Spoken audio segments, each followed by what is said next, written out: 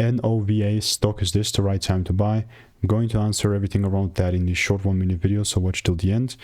Having done 37,000 videos and having spent 5 figures on courses and mentors, I have seen and I know what's working and what's not for me. Why? Because I've used the common factors analysis theory to own 36,000 videos. And Sunnova has been just melting down.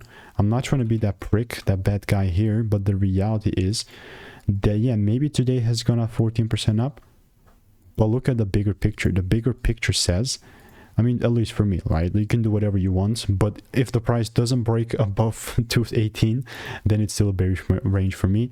And obviously, like if there's new ranges and whatnot, then we're going to modify that. But right now, it's just still awfully bearish. So what I'll keep doing is I'll keep you updated and just I will myself keep waiting. So if you want to make more money trading in a simple way in just weeks, click the first link in the description. All reviews are 5 stars. It's a blueprint.